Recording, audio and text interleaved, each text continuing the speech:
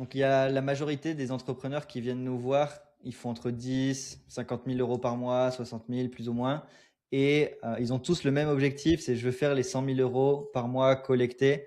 C'est un peu le premier goal que tout le monde a envie d'atteindre et c'est normal. Nous aussi, à l'époque, on voulait vraiment faire les 100K. Et donc là, ce qu'on va faire dans cette vidéo, c'est vous partager le chemin exact qu'on utiliserait pour atteindre le plus rapidement possible les 100 000 euros collectés par mois. Pour nous, on l'a fait peut-être des centaines de fois, peut-être depuis, au moins des dizaines de fois. On l'a fait pour Centaines, nos ouais. clients. On a des dizaines de clients en accompagnement qui ont passé aussi cette marque-là, donc on connaît très bien le chemin. Et là, on va vous partager tout de A à Z sur qu'est-ce qu'on ferait au niveau du tunnel, du marketing, du delivery, du pôle sales pour atteindre cet objectif. Ouais, même en client Done for You, Rampop, leur compte jusqu'à 100K par mois, ça se fait assez rapidement et facilement. Une fois que tu maîtrises justement les compétences qu'on va vous dévoiler dans la vidéo. Et je pense que la première chose qu'on fait toujours avec Benoît, c'est vraiment un gros travail sur l'avatar et qui on va cibler dans les ads. Et un truc qui fonctionne bien, c'est de toujours cibler une sous-niche. En tout cas, on l'a remarqué avec les meilleurs clients, qu'ils ont un vraiment bon ROA. C'est pas de cibler tout le monde, parce que si on cible tout le monde, c'est parler à personne. C'est vraiment de parler à un avatar cible dans une sous-niche. Et en faisant ça, on va créer un océan bleu et il n'y a pas de compétition. Les CPM sont cheap, le CPL est pas cher, le coût par call qualifié est pas cher non plus. Donc ça nous donne de la marge pour scaler et être super rentable.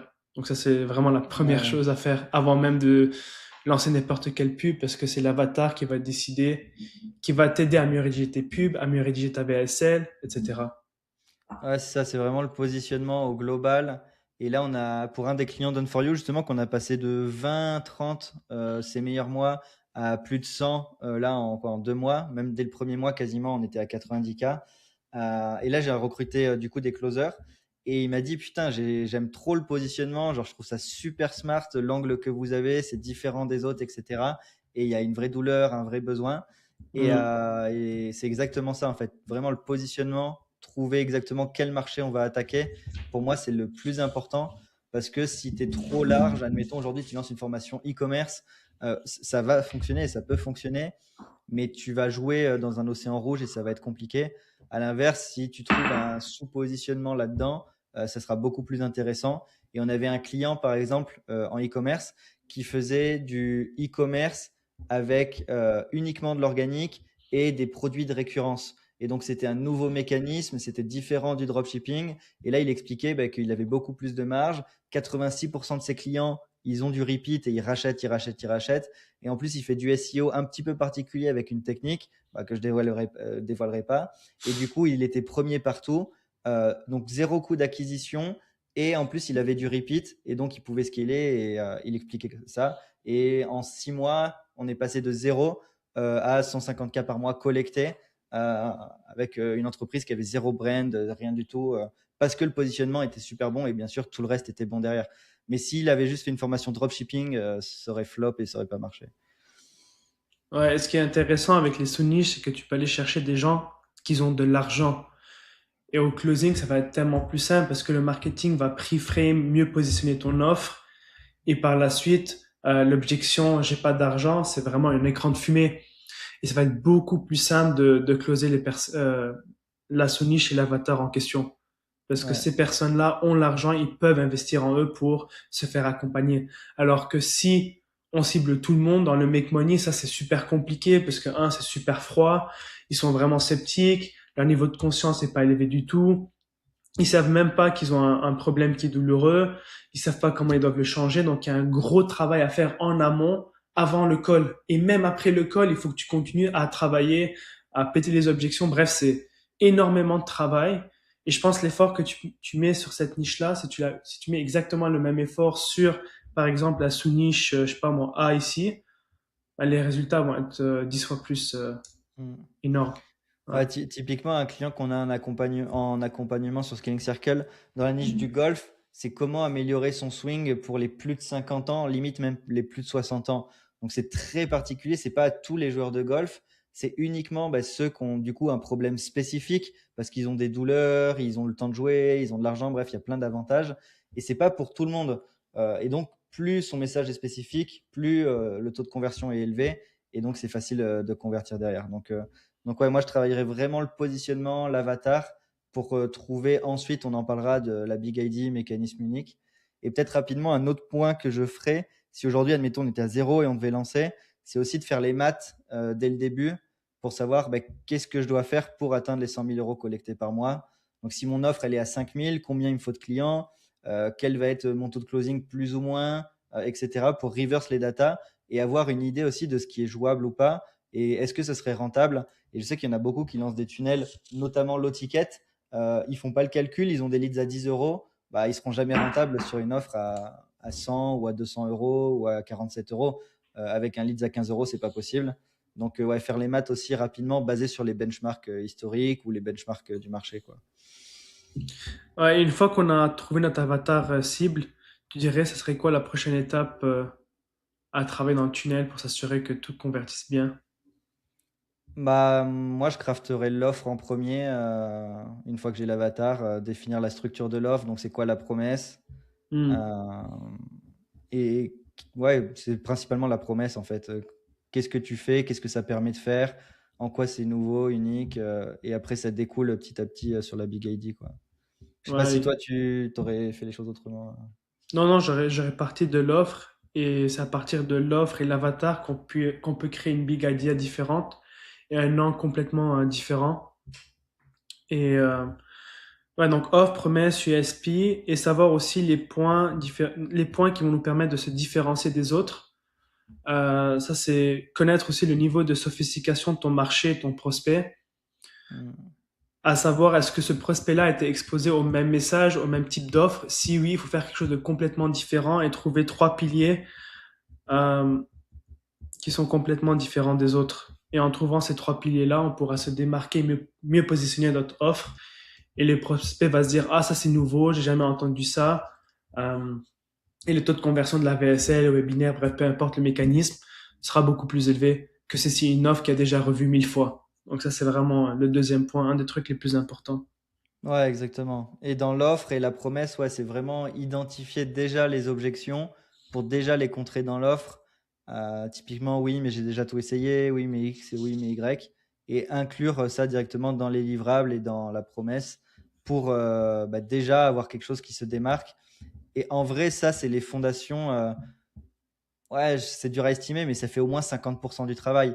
Si on a bien travaillé le positionnement, l'offre, l'avatar, on a déjà un truc solide et après, il faut avoir du bon copywriting derrière et une bonne stratégie.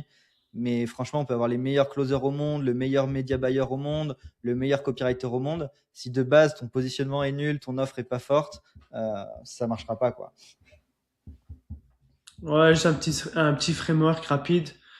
Donc, j'aide l'avatar cible. A, ici, c'est gain ou promesse. Grâce à Z, c'est le mécanisme. Donc, la méthode qui est différente. Et le fait d'ajouter un mécanisme avec un nouveau nom, un nom catchy, ça va rendre ta méthode différente et nouvelle. Et Hmm. les gens aiment ça, quelque chose de nouveau. Parce qu'en anglais, il y a un proverbe, c'est Old news don't sell. Et juste le fait de faire un nouveau nom, ça rend le truc plus sexy, quoi. Donc, santé. Et sans grosse objection, plus grosse objection, voilà. Je sais que c'est hyper basique pour ceux qui ratent potentiellement cette vidéo, mais franchement, on a fait des centaines d'audits de clients Scaling Circle qui viennent nous voir, donc notre accompagnement ou notre Done for You. Et encore une fois, c'est des boîtes matures qui font ouais, plusieurs dizaines de milliers d'euros par mois, plusieurs centaines de milliers à l'année, voire plusieurs millions pour certains. Et souvent, nous, on va focus sur ça en premier avant de donner des hacks au niveau recrutement closer, comment augmenter ton show-up, comment réduire ton coût par call, etc. Oui, ça c'est important. Mais si les fondations sont pas hyper solides, c'est pas ça qui va t'amener plus loin, quoi. C'est pas juste dépenser plus en ads. Faut vraiment que tu puisses avoir le bon marché, le bon marché adressable et ensuite avoir de quoi l'attaquer. Et si t'as pas les bons éléments, ça sert à rien, quoi. Juste en sélectionnant la bonne sous-niche, tu te positionnes différemment des autres. Et le mécanisme, vu qu'il est nouveau, ça te permet aussi de te différencier des autres. Donc, juste avec ces deux éléments-là, euh, tu peux avoir quelque chose qui est complètement différent de tout ce que les gens voient sur le marché. Donc, c'est Mm. super important de travailler sur ta sous-niche et sur ton mécanisme ta big idea, entre guillemets. Euh, ensuite, à part ça, Et bien sûr, on l'a pas dit, mais là, la stratégie, ce serait directement de partir en ads. Euh, le but, c'est de faire les 100K le plus rapidement possible. Et dans tous les cas, c'est les ads qui permettent de scaler. Donc, l'organique, c'est bien. C'est ads plus organique, c'est le mieux. Mais si tu n'as que ads, ça fonctionne aussi. Et donc, ouais, on partirait pas sur une stratégie de lancer une chaîne YouTube ou quoi que ce soit. Ce serait ads directement. Et c'est pour ça qu'il y a un vrai travail de positionnement parce que les gens en pub, bah, ils se font matraquer de pub toute la journée et il faut savoir sortir du lot et donc avoir un meilleur mécanisme et positionnement. ouais, donc là, on a parlé d'avatar, on a parlé de l'offre. Et ensuite, ce serait quoi le prochain step? Trouver un angle différenciant aussi, un Ouais, message marketing différent. ouais, le messaging, ouais. On peut trouver le message, messaging. Et en vrai, le messaging, tu vas le trouver comment? En travaillant sur ton avatar. C'est vraiment que ça. Ouais, il faut vraiment identifier quelque chose de récurrent. Ça peut être une douleur récurrente, ça peut être une phrase qu'ils vont toujours dire, ça peut être vraiment tout et n'importe quoi, des solutions qu'ils ont déjà essayées. Et c'est ça qui va te permettre de définir ton message. Et je le disais à un client la semaine dernière, genre, c'est fou à quel point le copywriting c'est encore sous-exploité et sous-estimé. Et les gens Hmm. se rendent pas compte à quel point c'est puissant. Et tout ça, c'est du copywriting pur et dur, là, jusqu'à présent, tout ce qu'on a partagé. Et c'est ça, encore une fois, qui permet de scaler, de se différencier, d'avoir des meilleurs coûts d'acquisition, des meilleurs ROAS, etc. Donc, ne sous-estimez vraiment pas tout ce travail qui est super important. Et il faut pas le faire en une demi-journée, bâclé comme ça. C'est un vrai travail de fond, quoi. Ouais, le message est super important. Tu peux avoir la meilleure cible, la meilleure offre, le meilleur tunnel au monde. Mais si le messaging ne résonne pas avec ton avatar idéal, il n'y a rien qui va convertir. Et Mm. ton messaging doit être cohérent tout au long du tunnel. C'est-à-dire sur les pubs, dans les pubs, ensuite la page de capture, ta VSL, sur la page de confirmation, jusqu'aux emails. Ouais. Je le disais à un client la semaine dernière qui m'a envoyé ses scripts d'ads et je les ai relus pour lui donner mon feedback. Et je lui ai dit, bah, ça pour moi c'est hors sujet parce que tu parles de X alors que le message de l'opt-in, de la VSL, des emails, c'est Y. Il dit, ouais, mais dans ma niche, tout le monde parle de ça et c'est un sujet trendy et ça marche toujours. Je fais, oui, mais nous, c'est juste pas notre message en fait. Admettons, là, c'est pas du tout l'exemple, mais admettons, on parle d'investissement long terme ben, dans la pub, on va pas parler de stratégie de trading ou de crypto. Si on parle de bourse, c'est du bon sens, mais souvent on peut vite faire l'erreur parce qu'on va spy un concurrent, on va voir un message qui marche bien sur le marché. Et petit à petit, on va décaler de 1 degré sans faire exprès ben, notre messaging justement.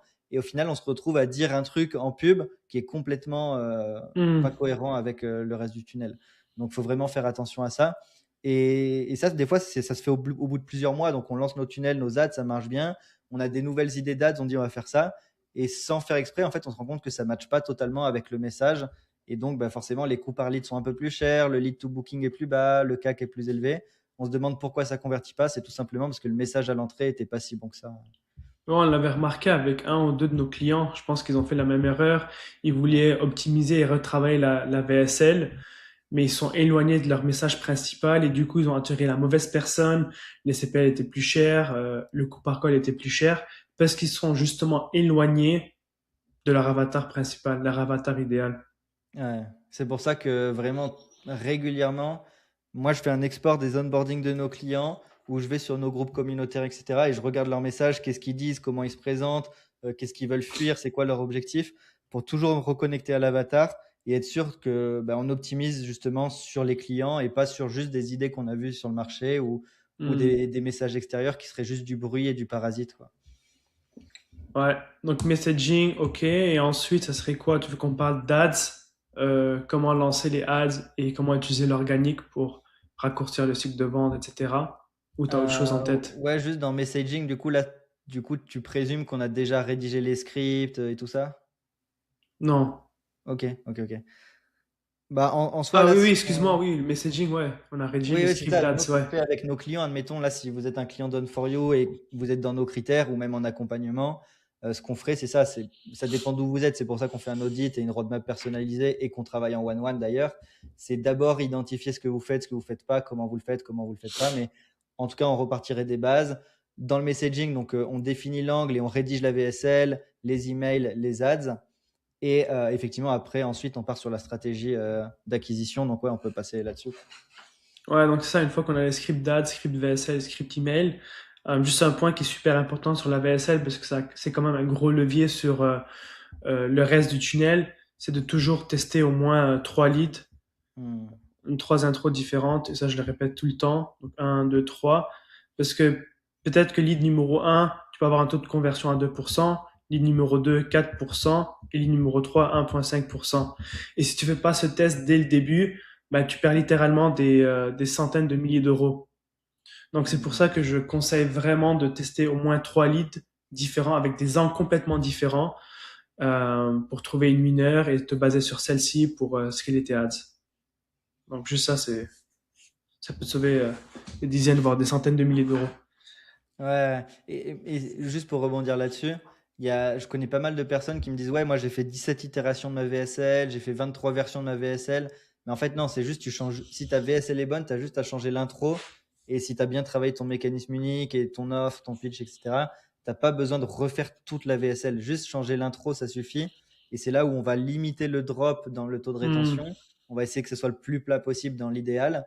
Et ça suffira, ça marchera. Et une fois qu'on a un truc winner, oui, on peut venir faire ce qu'on appelle un peu du Frankenstein. On va rajouter un petit morceau ici, un petit morceau ici, parce qu'on a changé l'offre et tout. Et ça évite de refaire toute la VSL. Et donc, on vient juste coller des petits morceaux par-ci, par-là. Mais au début, c'est l'intro le plus important, quoi. Ouais, c'est vraiment les 400 à 600 premiers mots, ça fait à peu près 2 à 3 minutes. Et quand je parle d'angle, je parle de pattern interrupt qui est complètement différent, de hook. Donc ça peut être un hook, par exemple, controversé, ça peut être un truc contre-intuitif, ça peut être tout simplement une question qui est en lien avec le problème du prospect, ça peut être un pattern interrupt qui est complètement bizarre et qui a rien à voir avec le mécanisme unique. Donc des trucs comme ça qui piquent vraiment la curiosité, qui créent un gap et qui donnent envie au prospect de lire la suite et d'avoir la réponse justement à la question. Donc Yes, on voilà. pourrait en parler Ouais, 10 ans de ça, de bref. toute façon. Mais en tout cas, ouais, la stratégie, bon, vous l'avez compris, du coup, c'est de faire ads, VSL, high ticket, book a call pour faire les 100 cas par mois. C'est évident que c'est le plus naturel. Au niveau de l'acquisition, ouais, du coup, Ouais, donc on va vraiment principalement être à 95% ads.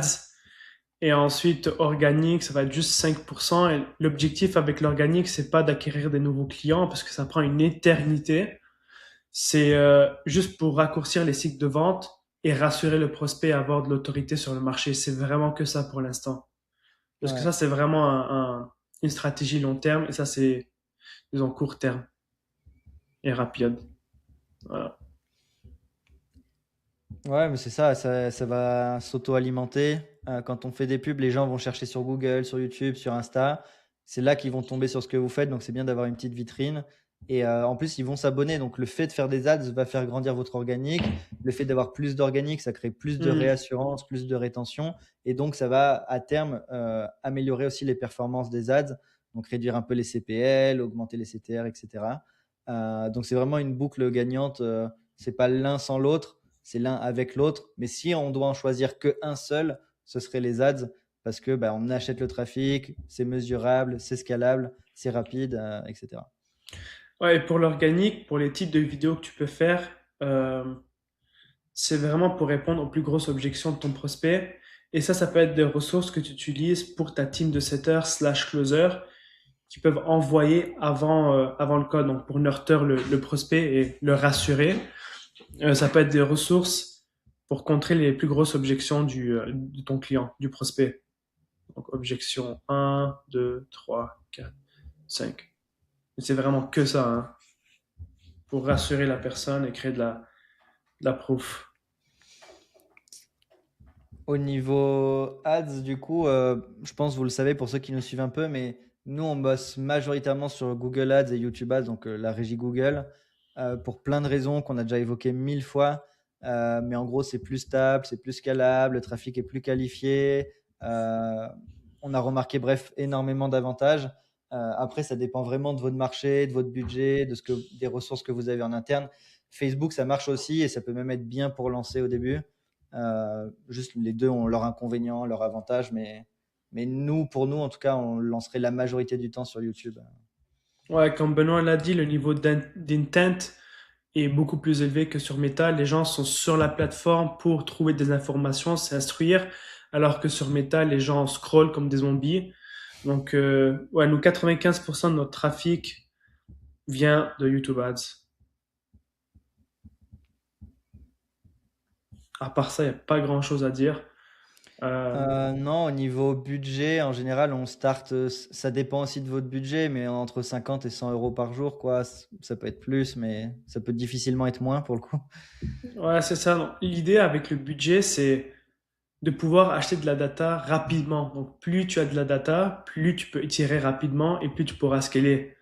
Donc, si tu commences à 20, 25 euros par jour, ça va te prendre 2 mois sur une offre high ticket pour avoir de la vraie data. Et plus Parce tu que, vends admettons, cher, ouais, ouais. ton coût par call, il est à 100 euros, ton call booké, et ton call fait, il est à 150. Si tu dépenses 50 euros par jour, tu auras plus ou moins un call fait tous les 3 jours. Ça veut dire qu'au bout d'une semaine, tu as eu 2 calls. Bah, c'est difficile d'extraire de la data, sachant que tu vas avoir des no-shows, tu vas avoir des R2, etc. Alors que si tu dépenses du coup 25 euros par jour, ça va être super long juste pour avoir un appel d'effectué, quoi. Donc, naturellement, plus on met de budget, mieux c'est. Et si on estime que ouais, le coût par call est à 100 euros, tu commences à 100 euros par jour, tu bookes plus ou moins un call par jour. Au bout de 2 semaines, tu as booké plus ou moins 15-20 calls. Là, tu peux déjà commencer à prendre un peu des décisions. Ouais, les leads sont quali, sont pas quali, ça close pas. C'est un problème marketing, c'est un problème sales, c'est un problème de show-up. À 25 euros par jour, il te faut 5 fois plus de temps quasiment, quoi, 4 fois plus de temps. Ouais, plus le prix est élevé, plus tu dois avoir un budget élevé. Et moins le prix est élevé, ben, tu peux commencer avec 25, 50 euros. Donc, si tu vends une offre low ticket à 97, 197 euros, t'as pas besoin de dépenser autant que sur un tunnel high ticket parce que le cycle de vente est beaucoup plus court. Donc, c'est Ouais, tout simplement exactement. ça, quoi. Ensuite, un autre point qui est super important pour les ads, ça c'est un truc qui est plus avancé, mais d'optimiser sur le call qui qualifie et faire remonter la data sur la plateforme pour forcer Meta ou Google d'aller chercher des leads qualifiés. Ça fonctionne seulement si, un, ton message est bon, ton tunnel convertit, et tu fais passer les bonnes personnes à travers le tunnel. Si tu paramètres le système de scoring ou et que tu fais remonter le mauvais lead sur la plateforme, tout ça, ça sert à rien. Donc voilà. Et au niveau créatif, généralement, si on start de zéro, nous, on fait une méthode toujours à l'ancienne et pour le coup, ça fonctionne encore. Donc voilà, mais c'est de faire tout simplement un body ou au maximum 2 bodies différents. Et après, on va juste varier les hooks, tout simplement. Mais en général, on fait juste un body. Et après, les hooks, on peut en faire, ça dépend du budget. Ça sert à rien de faire 100 hooks si tu vas dépenser Hmm. 50 euros par jour. Mais on peut commencer à être 5 et 10, 15 maximum, quoi. Et déjà, on a largement de quoi faire pour tester, pour segmenter, voir ce qui marche et après pousser ce qui est dans le vert, couper ce qui est dans le rouge et en tester d'autres. Ouais, donc en partant sur ce principe-là, tu auras à peu près en 10 et 20 ads, si je me trompe pas, en ayant deux bodies, hein, pas juste un. Ouais, ouais. Et un truc qu'on conseille à tous nos clients, c'est d'avoir un dossier avec plein d'ads qui sont prêtes parce que ta publicité, elle a comment dire, un timeline. Ça veut dire qu'elle va pas toujours bien performer. Et plus tu scales, plus les performances vont chuter. Donc, c'est Mm. important d'avoir des ads de côté ou un dossier. Comme ça, lorsque la pub ne performe plus bien, tu vas la remplacer et tu vas pas perdre ton temps à la monter, à la scripter. Tu vas raccourcir tout le, comment dire, j'ai perdu le mot.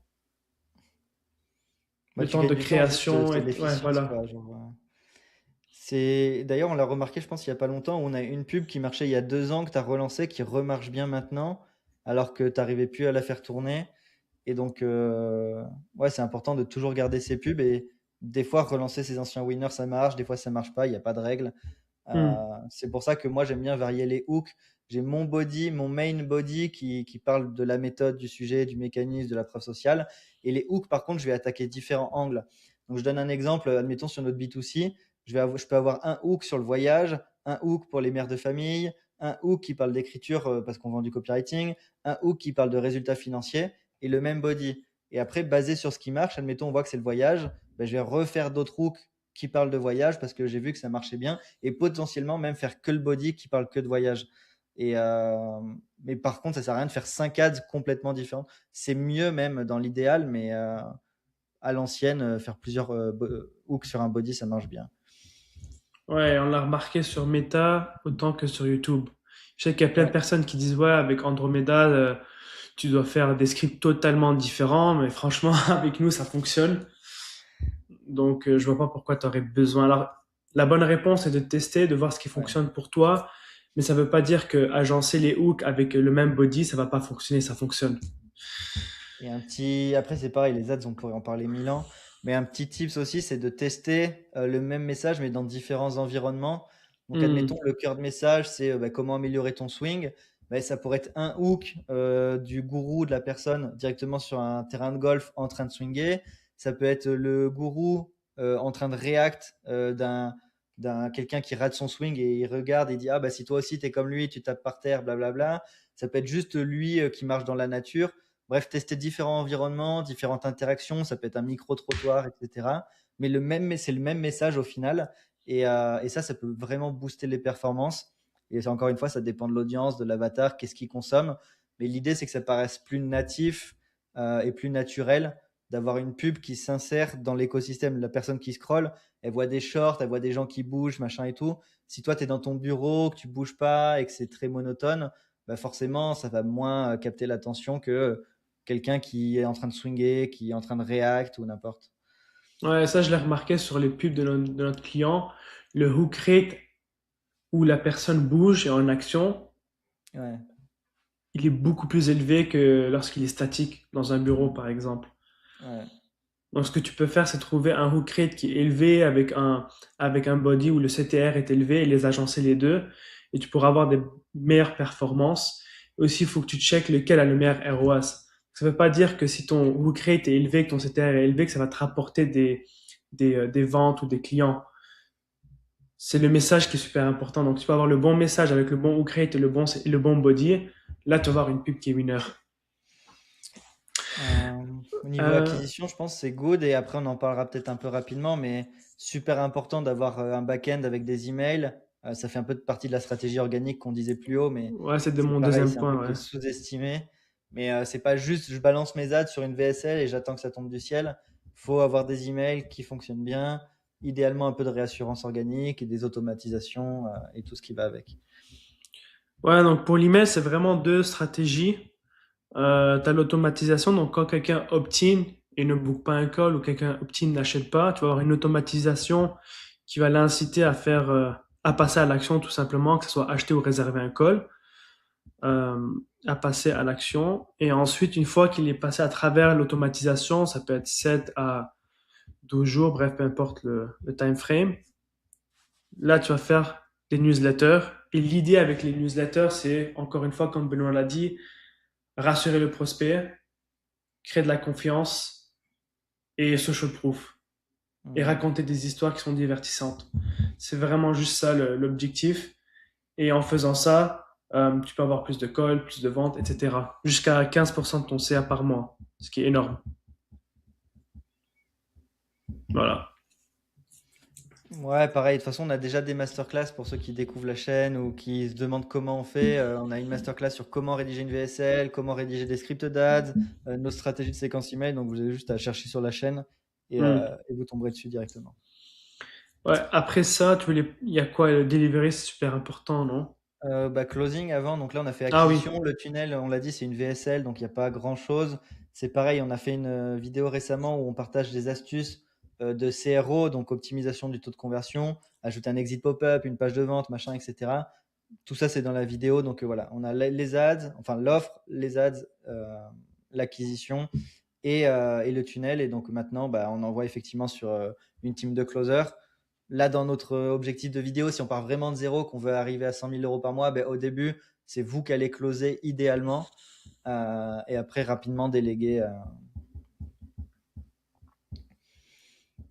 Ouais, une fois que toi t'es capé à ce moment-là, une fois que toi t'es capé et tes performances sont bonnes, tes KPI sont stables, c'est là que tu vas aller chercher un autre closer qui va prendre la relève Et avec ce closer-là, il faut que tu ajoutes de la proximité, que tu les pop et que tu t'assures que tout est bien fait pour que lui puisse aller retrouver les mêmes KPI que toi. Ça, exactement. L'idée, c'est de prendre au moins plusieurs dizaines de calls. Je me Hmm. souviens que Sam Ovens, à l'époque, il nous disait de faire 30 ventes avant de commencer à déléguer. Donc, si vous closez à 30%, ça veut dire prendre une centaine de calls. Ça, pour le coup, ça dépend. Vous pouvez déléguer plus vite, moins vite. Ça dépend si vous aimez ça et si vous êtes bon. Le seul truc du closing, c'est que c'est chronophage. Si vous prenez 5 calls par jour tous les jours, ça va bouffer votre énergie. Et le temps où vous êtes en appel, c'est pas le temps où vous êtes en train de construire votre machine, votre équipe, etc. Mais encore une fois, le but, c'est de monter petit à petit. Donc, ça fait partie du jeu. Et that's it, ouais. Et à part ça, au niveau du calendrier, comment nous on fait pour optimiser?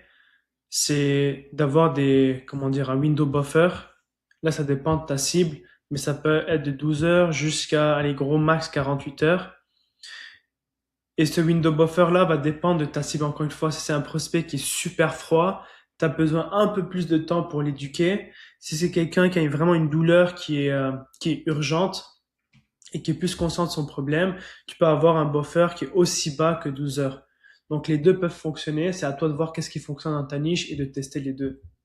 Ouais, juste pour ceux qui savent pas ce que c'est le temps avant de pouvoir réserver un appel. Donc là, admettons, on est lundi. Si on a 48 heures, la personne, elle pourra booker mercredi, par exemple. Donc, on est lundi, elle réserve pour mercredi. Et les 48 heures que vous avez de dispo, ça va être des emails, des SMS, potentiellement un setter, potentiellement du retargeting. Bref, il y a plein de choses à faire pour nurturer le lead et reproduire un petit peu une expérience trafic chaud alors que c'est un prospect froid. Et l'idée, c'est de le faire passer de niveau de conscience 2 sur 10 à 6 sur 10 et après, sur l'appel, vous convertissez. Ça, pour le coup, encore une fois, c'est spécifique à chaque business, à chaque offre. Hmm. Ouais. Avant, nous, ce qui fonctionnait très bien, c'était 72 heures. Aujourd'hui, ce qui fonctionne bien, c'est 36 heures. Donc, vraiment tester et voir ce qui fonctionne dans votre business. Et voilà. À part ça, sur le closing, tu as autre chose? Moi, il n'y a rien qui me vient à la tête. Ouais, c'est pareil, ça Hum, pourrait être super long comme ouais. vidéo, mais l'idée, c'est de documenter ouais, tout ce que vous faites. Donc, c'est pour ça que c'est important de record vos meilleurs calls, créer un vrai SOP, créer un script de vente, créer un bon pitch, A/B tester, de mettre certains éléments dans l'offre ou pas, etc. Et de toute façon, le closing, c'est un organisme vivant. Vous n'allez pas pitcher la même chose à un prospect A ou un prospect B selon son niveau d'énergie, selon comment il est, son niveau de conscience. Donc, ça, pour le coup, c'est vraiment de l'adaptabilité, mais c'est quand même bien de tout documenter, créer des SOP pour que quand vous allez recruter, vous pouvez onboarder plus rapidement des closers et donc gagner du temps parce que c'est ça le vrai enjeu du closing, c'est qu'on prend quelqu'un et en fait le premier mois peut-être qu'il va pas performer, le temps qu'il apprenne vraiment le pitch, le script, qu'on lui partage les calls, etc. Euh, donc, ouais, peut-être pendant un mois, il va pas performer et après, il va commencer à performer. Et ce mois où il performe pas, en fait, il vous fait perdre de l'argent littéralement. Admettons, vous, votre revenu par call, c'est 1000 euros, lui, il sera à 500 euros. Mais en fait, vous avez un coût d'opportunité énorme, mais ça fait partie du jeu de perdre à court terme pour gagner à long terme. Et c'est arrivé, nous, avec plusieurs de nos closers qui, pendant un mois, 2 mois, performaient zéro, juste le temps qu'ils comprennent vraiment l'avatar, les subtilités de l'offre. Et après, Hmm. c'est devenu vraiment des monstres et ils closaient bien. Donc, ouais, super important. Et ça veut dire quoi? Ça veut dire aussi avoir de la trésorerie et avoir une bonne mentalité d'entrepreneur. J'en vois trop qui, au bout de 15 jours, ils disent ouais, non, mon closer il est nul, j'arrête, je reprends les calls. Et en fait, ils scalent jamais parce que ça fait une boucle comme ça où ils tournent en rond parce qu'ils n'ont pas de trésorerie, ils n'ont pas le mindset pour déléguer, ils font pas confiance, ils apportent pas la proximité, etc. Donc, ils performent pas et il y a du turnover, etc. Donc, voilà. Ouais, un autre point qui est super important, c'est avoir assez de créneaux dans la journée. Et ça, on l'a remarqué quand on n'avait pas beaucoup de créneaux disponibles, nos coûts par call étaient super chers. Et lorsqu'on a beaucoup plus de créneaux, les gens peuvent prendre des créneaux le matin, le midi et le soir. Donc vraiment découvrir les trois plages et ça va te permettre d'avoir des coûts par call qui sont moins chers. Donc tout aussi de toujours faire attention à savoir si les créneaux sont disponibles ou pas et d'ajuster en fonction de la disponibilité de votre team. Ouais, ça c'est pareil. Enfin, la partie cloning là, c'est super long. L'idée c'est de vous faire un résumé, mais vous pouvez optimiser votre formulaire, votre page de booking, votre process post-booking, etc. Là, ça va pas être le sujet de la vidéo, mais globalement, si vous avez des questions spécifiques, ben, mettez-les dans les commentaires ou vous nous envoyez un message sur LinkedIn, sur Insta, peu importe, et on vous répondra. Euh, mais là, ouais, je sais pas si tu veux ajouter quelque chose sur cette partie-là. Sur le closing, non, je pense pas. Et ensuite, un des derniers points qui est sous-estimé et négligé par la majorité, c'est vraiment le delivery. Il y a plein de gens qui ont un plus ou moins bien, un plus ou moins bon marketing, mais le delivery est à chier et le produit est vraiment à chier. Et si ton marketing est super bon, mais que ta livraison est pas bonne du tout, tu peux faire de l'argent sur le court terme, mais sur le long terme, tu vas disparaître. Et ça, on en a vu plein avec Benoît. Ils étaient bons, ils ont fait énormément d'argent, mais un an plus tard, 2 ans plus tard, ils se retrouvent à vendre du crypto. Et ça, c'est trop vrai. Et ça, c'est important pour tout votre écosystème, typiquement pour le closing aussi. Là, les closers que j'ai recrutés, c'est des top players depuis longtemps sur le marché, etc. Et le premier truc qu'ils ont dit, c'est ouais, le positionnement me plaît, je me sens vraiment aligné avec ça. Et est-ce qu'il y a des résultats? Est-ce que ça marche bien? Est-ce qu'il y a de la trust? Parce que moi, je me vois pas closer pour un truc qui délivre pas derrière. Et donc ça, c'est super important. Si votre closer, il n'est pas convaincu lui-même, il n'est pas closé lui-même, comment vous voulez qu'il aille closer des gens? Et on a eu le cas de setter ou de closer à l'époque qui performait pas. Je l'avais pris en call, je me suis dit, mais qu'est-ce qui se passe et tout. Et en fait, lui-même, il avait acheté une formation closing à 5 000 € et lui-même, il doutait du make money, il pensait un peu que c'était de l'arnaque, etc. Donc en fait, dès qu'il y avait une objection, bah, il disait ouais, je comprends et il laissait tomber l'appel. Alors que le mec est convaincu, il va tout faire pour dire mais non, mais tu comprends pas. Et là, il lui explique la valeur, il dégomme ses objections, etc. Et donc naturellement, quand il y a un niveau de certitude élevé, Hmm. ça close mieux. Et pour ça, il faut avoir une bonne livraison pour avoir des résultats clients, alimenter le marketing, la motivation des closers, etc. C'est toujours une chaîne et un écosystème. C'est jamais chaque élément isolé, quoi. Ouais, pour la livraison, il y a plusieurs choses qu'on fait bien dès l'onboarding du client. C'est toi qui avais mis ça en place. Si tu veux en parler rapidement, je sais qu'il y a l'onboarding des élèves. Ensuite, tu as une vidéo qui pète les objections et qui préframe aussi sur la suite aussi. Si jamais la personne ne passe pas à l'action, les conséquences qu'il peut subir. Donc ça, c'est super smart. Je pense que ça peut aider beaucoup de gens. Ouais, nous, dans tous nos programmes, que ce soit pour nous, nos clients, le premier truc, c'est un formulaire pour, encore une fois, comprendre non pas l'avatar, mais le client, du coup. Donc, lui demander ben, pourquoi il nous a rejoint, pourquoi nous, pourquoi maintenant, qu'est-ce qui lui a plu, quelle est sa situation, qu'est-ce qu'il a déjà testé. Bref, plein de questions qui vont nous permettre de vraiment comprendre ben, sa situation et nous d'optimiser ensuite le marketing et le sales. Et après, effectivement, dès le module d'introduction, dès le départ, l'idée c'est de revendre la méthode parce que les gens, quand ils achètent, ils ont toujours peur, ils ont toujours des doutes et c'est normal. Et l'idée c'est de re-augmenter son niveau de certitude parce qu'il achète, il met la carte, son niveau de dopamine il est au max et après ça s'écroule direct en fait. Et on l'a tous vécu où on a acheté un truc, je sais pas, qu'on n'a pas utilisé, un vêtement qu'on a dit oh trop cool, en fait on le met jamais, je sais pas, un jeu vidéo auquel on joue pas ou un truc comme ça. Et donc l'idée, c'est de recloser sur la méthode, sur pourquoi il doit le faire, etc.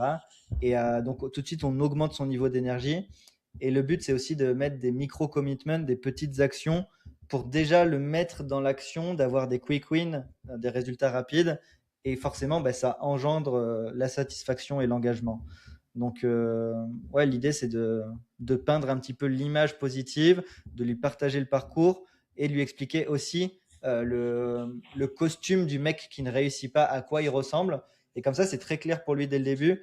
Si tu fais ça, tu vas pas réussir, mais si tu es là, c'est pas pour ça, et donc tu vas appliquer ça. C'est un peu vraiment une mini VSL ou un module VSL pour un peu le recloser, et ça, c'est super important. Et si on rentre dans le vif du sujet trop vite, bah, il peut être perdu, il peut douter, il peut se remettre en question, dire c'est trop dur ou quoi.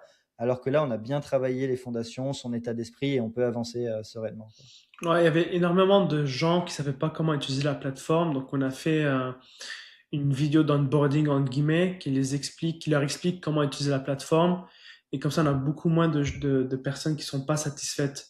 Et ça, on l'envoie directement en DM si je me trompe pas. Chaque fois qu'on a un nouveau client, on envoie un message automatique avec la vidéo d'onboarding, et ça permet d'avoir des gens qui sont plus satisfaits et de pouvoir naviguer à travers la plateforme beaucoup plus facilement, quoi. Ouais, Donc ouais, une meilleure exactement. rétention, etc.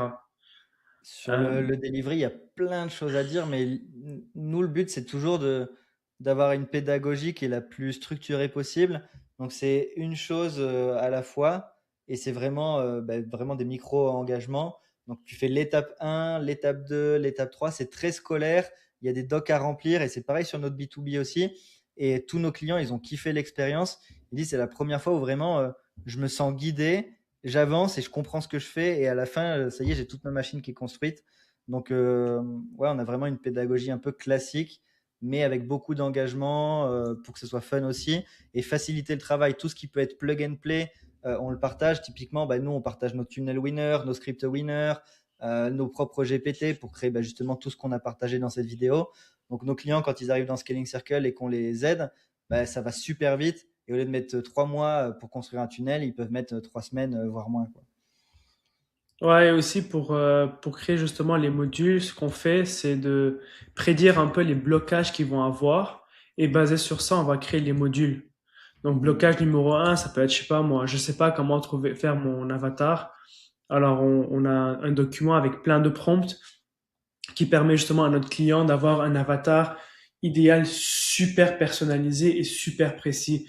Et chaque personne qui remplit ce document-là, ils sont eux-mêmes surpris à quel point, et choqués à quel point ça décrit exactement, voire même mieux, leur avatar qu'eux-mêmes. Donc on va juste ouais, savoir c'est quoi exactement les blocages qu'ils vont avoir pour créer les modules et utiliser l'IA le plus possible pour permettre justement à nos clients de progresser beaucoup plus rapidement, que ce soit sur la création de leur offre, création en partie de la VSL, création de l'avatar, création des scripts. Donc en gros, on prend toutes nos méthodes et on crée des GPT ou des projets, bref, et ça permet à nos clients d'avancer beaucoup plus rapidement et d'avoir aussi une qualité de travail qui est supérieure à le faire tout seul dans son coin, sans méthode, sans feedback. Donc, Ouais, quand on s'est lancé, bah, nous, il n'y avait pas l'IA, donc on les assistait. Et souvent, on voyait qu'il bah, il y en a qui arrivaient à super bien réussir en suivant étape par étape la recette. Et il y en a, ça partait un peu dans tous les sens. Donc ouais, avec l'IA, ça permet de poser un cadre et d'assurer la qualité. Un autre exemple, c'est la VSL ou les emails ou peu importe. Ben, on a nos propres structures qu'on leur partage. Et donc, même si vous regardez que vous êtes nul en copywriting et que vous suivez la méthode, vous allez avoir une VSL qui est vraiment level A, quoi, qui est très bonne. Alors que si vous le faisiez tout seul, ce serait bah, très probablement pas votre métier, donc beaucoup plus compliqué, quoi. ouais, même aujourd'hui, avec les outils qui sont à disposition sur le marché, tu peux utiliser l'IA pour te dupliquer toi-même. Ça va te sauver du temps. Le client va avoir des super bonnes réponses. Même aujourd'hui, avec Benoît, on est choqué à quel point les réponses de notre bot IA sont super bonnes. Et ça permet à notre client de progresser, d'avancer beaucoup plus rapidement. Donc, au lieu d'attendre la réponse, je sais pas moi, il pose une question le vendredi, au lieu d'attendre tout le week-end, il a la réponse instantanément et super détaillée. Donc aujourd'hui, avec l'IA, vous pouvez dupliquer votre cerveau et c'est votre clone digital. Et ça vous permet de servir beaucoup plus de clients, beaucoup plus rapidement et d'avoir de meilleurs résultats aussi. Donc Ouais. Là, on franchement, a c'est mis tous insane. nos calls, tous Ouais. les coachings qu'on fait, toutes nos vidéos, tout, tout. Et ça continue de s'actualiser. Donc là, admettons, la semaine dernière, j'ai fait un coaching. On a parlé d'un sujet très précis de comment optimiser son formulaire, par exemple. Ce call va être ajouté et donc le bot IA va devenir meilleur et il apprend jour après jour. Et ouais, c'est vraiment super fort. Et niveau delivery, c'est très puissant parce que les clients, ils ont des réponses instantanées. Et nous-mêmes, en fait, on a découvert ça quand on était client d'un mastermind à 72 000 dollars par an chez l'ancien CMO de Ty Lopez, Grant Cardone, Dan Locke. Et il avait ça. Et en fait, on passait notre journée à chatter avec le bot IA pour avoir des réponses. Et du coup, on n'embêtait pas le mec. Et quand on lui posait des questions, il nous répondait quand même et il était content. Mais au final, nous, on prenait pas de son temps parce qu'on avait le bot IA. Donc, ça vous fait gagner bah, du coût de delivery, de la satisfaction client. Donc, c'est top. Ouais, franchement, c'est insane. Je pense que n'importe qui aujourd'hui en 2026 peut lancer un business et avec les bonnes fondations. En tout cas, c'est beaucoup plus simple aujourd'hui qu'avant, selon moi. Surtout Ouais, avec non, c'est l'IA, ouais. clair. Mais il faut bien le faire parce qu'il y aura plein de merde, je pense, sur le marché si tout le monde fait n'importe quoi. Et Euh, l'importance de tout ça, du delivery, c'est bien sûr avoir bah, des avis clients, des résultats, de la satisfaction et pas travailler dans le vent. Mais aussi égoïstement, d'un point de vue business, c'est d'avoir des upsells, des continuity, d'augmenter la LTV et donc de scaler encore une fois votre business. Et dans l'objectif des 100 000 euros par mois, peut-être que vous avez besoin de faire que 70 000 upfront parce qu'il y a 30 000 qui va venir du back-end, donc des upsells, des continuity, etc. Et donc, nous, c'est une part importante de notre business et on va le développer encore plus au fur et à mesure. Et donc, un client qui rentre chez nous à 20K, admettons, en consulting, il peut se transformer en client à 10K par mois parce qu'on va prendre un pourcentage. Et donc, sa LTV, au lieu d'être 20K une fois, ça va être 120K par an minimum, quoi. Donc, Ouais, ça donc change absolument tout. Et naturellement, bah, il y a plus de profits, meilleur ROAS, etc., etc. Ouais, donc c'est nouvelle offre, ça peut être du done for you, donc on devient partenaire avec eux dans leur business. Et continuité, c'est tout simplement prolonger l'accompagnement. Donc si notre client va avoir encore accès à nos services, aux bots, etc., au Slack, ben, on va tout simplement prolonger pour un certain fee. Donc ça fonctionne Exactement. super bien. C'est pour ça que la livraison est super importante. Si tu as une mauvaise livraison, personne ne va prolonger et du coup ton LTV, ta LTV, ton lifetime customer value va être très bas. Et le fait d'avoir un lifetime customer value qui est super élevé, ça te permet de dépenser plus pour acquérir encore plus de clients. Ouais, c'est ça. Si tu dépenses un et que tu encaisses 2, bon, c'est déjà très bien et tu peux scaler comme ça. Mais si, si tu dépenses un, que tu encaisses 2 et 3 mois après, tu réencaisses un sans avoir dépensé un, bah, tu as fait un pour 3. Et donc, forcément, bah, tu peux remettre en pub et tu peux dépenser 2 pour 6, etc., etc. Ça, c'est trop important, surtout aujourd'hui où les coûts d'acquisition sont de plus en plus élevés, la méfiance est plus élevée, la confiance est plus dure à atteindre. Si tu dépends que de l'acquisition froide tout le temps, ça marche, mais forcément, ce sera plus compliqué. Tu seras moins profitable, etc. Ouais, un dernier point, je sais pas si tu as autre chose à ajouter, mais un nouveau mécanisme de conversion, je pense que quand tu arrives autour des 80, 100 cas par mois, avec un seul tunnel, tu peux à ce moment-là ajouter un autre mécanisme de conversion. Ça peut être un webinaire, un événement sur 2 jours, pour justement avoir encore plus de gens qui achètent ton programme et créer Ouais, encore plus de exactement. confiance, de proximité avec les gens, pour raccourcir ton cycle de vente, augmenter ta rentabilité, pouvoir investir plus en ads. Et ça devient vraiment un snowball effect où tout s'auto-alimente entre les ads, les emails, l'organique et le mécanisme de conversion en back-end avec continuité, nouvelle offre, etc. Ouais, exactement. Faut vraiment tout voir comme un écosystème. Et la livraison sert le marketing, le closing sert le marketing, le back-end sert le front-end, l'organique aide les ads aident l'organique. Et donc, il y a tout qui s'auto-alimente et qui campande, comme tu dis. Et c'est ça qui fait bah, qu'un business scale. Et c'est ce que je dis toujours.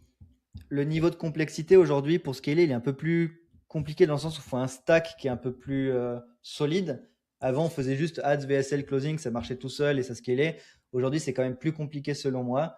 Et donc, il faut vraiment avoir tout cet écosystème qui va grandir ensemble et gratter 1% par-ci par-là. Et donc, on sera plus rentable et on pourra continuer de scaler en étant profitable.